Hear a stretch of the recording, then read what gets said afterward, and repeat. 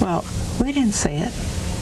We didn't see anything that indicated there was a Christian around.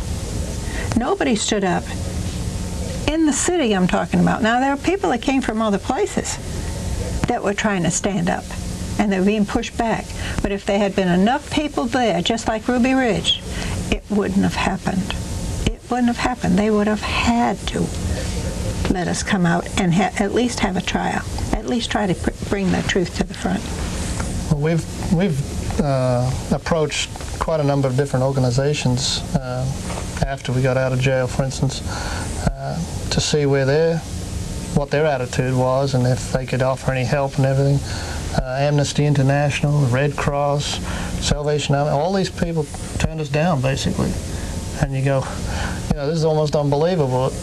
The excuse is, well, you had guns, and they'd help anybody else, whether they had guns or not. But for some reason, I guess, God allowed it to be. So we don't hold it against them. But it just seems strange to me that so many organizations that are supposed to be dedicated to helping human rights and the oppressed and the persecuted and the tormented and everything turn their back on. I think that's just an indication, Clive, that the whole world is just completely controlled by wicked forces are in control of virtually anything of any significance.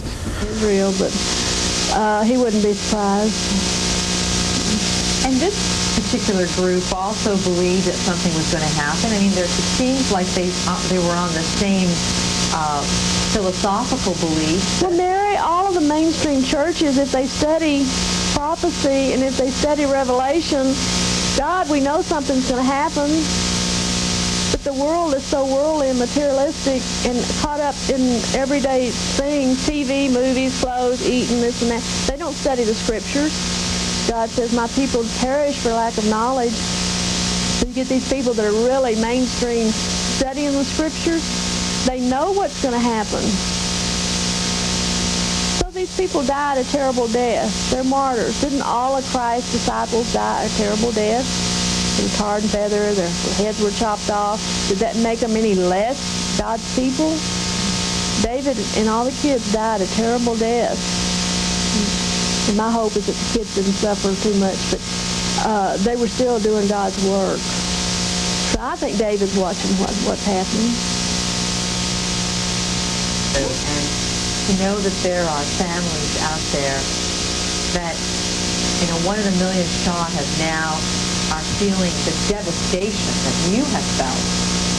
Does it make you want to reach out to them? Yes, I wish I could just speak to every one of them and hug them and comfort them. But, unless you walk in somebody else's shoes and you experience a lot of these things, you don't realize the depth of hurt and anguish and wondering why. I know we have our belief in God and all that, but still you wonder, why does this happen and why did it happen? And I know them families are asking the same questions. There's, I believe, a mayor or someone from Canada had went. Him and his wife were evidently members. And a lot of people are shocked. I mean, you're shocked. I was in shock for months after all that happened.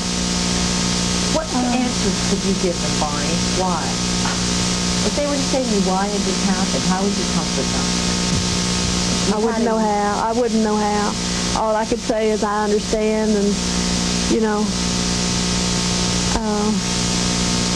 there's so many answers still every day. I mean, I have my faith in God that sustains me, keeps me positive, but then there's a little times when I, humanly speaking, I say, why did it have to happen? And go through, happen again?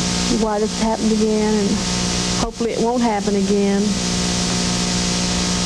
But I wouldn't be surprised if it did. Is there any message that you have maybe for people that are watching this who have gone through this tragedy, or people that you might believe that might be watching this that may be a part of some so-called conspiracy, as you call it? Any message you'd like to give anybody out there watching? Only thing I can say is people be aware of what's going on, who's running the things. Be aware get aware, get off our butts and be aware of what's going on in the world. I don't know if there's any way to prevent this kind of stuff, but we need to be aware. Study the prophecies, study the scriptures, find out what's going on in the world as a whole, the governments, and I don't know. I mean, I'm not real smart on all this, but I just do know there's something going on that we can't control. It's scary. It scares the crap out of me. It's really scary. But I'm helpless to do anything about it, except that I am aware of what's going on. So I just have to put it in God's hands and trust Him to take care of everything. If it's in God's hands, why is it happening? Why now are 28 more people dead? Well, there's people die every day from other reasons. Look over in all over the world, Africa and Haiti and all these places. Why are people dying? This is the devil's world. I mean, you know, he's controlling it. God's allowing these things to happen.